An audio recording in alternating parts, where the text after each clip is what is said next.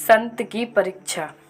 जब कोई गुरु महाराज अपने शिष्य को शिक्षा प्रदान करता है तो उसके मन में एक भय हमेशा रहता है कि उसका शिष्य शिक्षा का सदुपयोग कर रहा है या दुरुपयोग।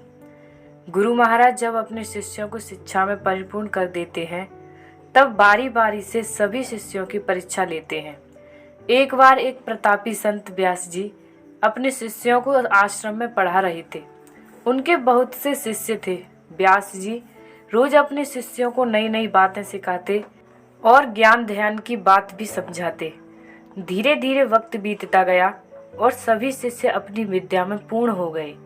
तो संत ने कहा, अब आप कहीं भी जाकर अपनी आगे की साधना कर सकते हो और लोगों में अपने ज्ञान का प्रचार कर सकते हो।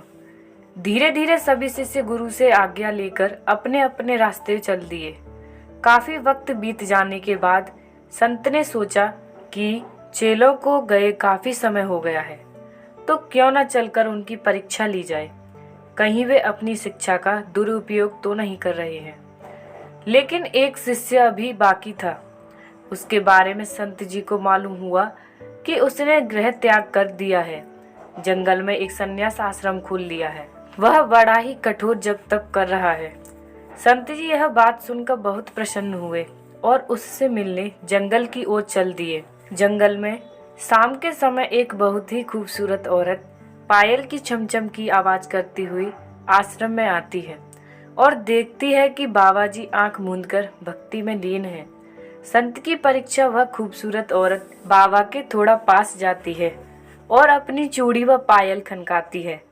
छमछम की आवाज से जब बाबा ने आंख खोली तो देखा सामने एक बहुत सुंदर स्त्री खड़ी है। स्त्री हाथ जोड़कर, हे महाराज, मैं बड़ी परेशानी में हूँ। मैं अपने संग की सहेलियों के साथ मेला देखने आई थी।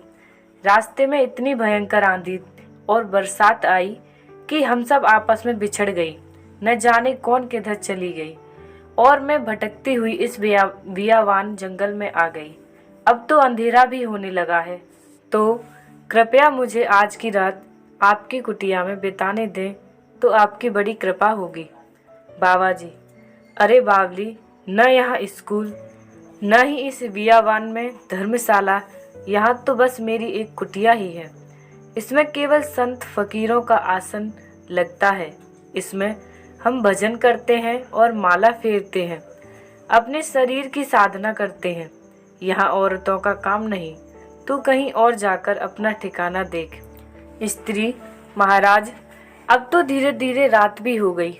मैं अकेली अबला नारी कहाँ जाऊंगी? मुझे रात रात रुकने दो। सुबह होते ही मैं अपने रास्ते चली जाऊंगी। बाबा, कुछ सोचते हुए चलो। एक काम करो, मेरा आसन माला बाहर लाकर रख दो और तुम कुटिया में जाकर सो जाओ और सुबह तक बाहर मत निकलना। अंदर से कुंडी लगा लेना। हाँ, मैं बार बार कह रहा हूँ, रात को बाहर मत निकलना, क्योंकि मेरी भक्ति में बाधा उत्पन्न होती है। स्त्री दरवाजा अंदर से कुंडी लगाकर सो जाती है। इधर बाबा जी अपने ध्यान में भजन करने लगते हैं। आधी रात तक तो भजन करते हैं। फिर अचानक बाबा जी को स्त्री का ख्याल आने लगता है। बाबा जी के मन में कपट आने लगा और उसके कदम कुटिया की ओर बढ़ने लगी। वहां जाकर दरवाजा खटखटाने लगा, लेकिन बहुत दरवाजा खटखटाने पर भी स्त्री ने दरवाजा नहीं खोला। तो बाबा को बड़ा गुस्सा आया और हथौड़े से दरवाजा तोड़ने लगा। काफी मेहनत के बाद दरवाजा टूट गया।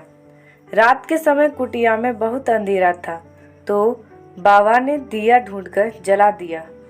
दिया की रोशनी में बाबा देखते हैं एक बहुत ही बड़ी बड़ी दाढ़ी मूछ और बड़ी जटाओं वाला महाराज आंख मूंदकर माला फेर रहा है।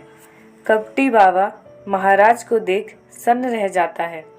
ये जटाओं वाले महाराज कोई और नहीं बल्कि महात्मा व्यास औरत के रूप में चेले की परीक्षा लेने आए थे। कहानी को पूरा देखने के लिए धन्यवाद। फ्रेंड्स, कहानी अच्छी लगे तो लाइक और चैनल को सब्सक्राइब जरूर करें। धन्यवाद।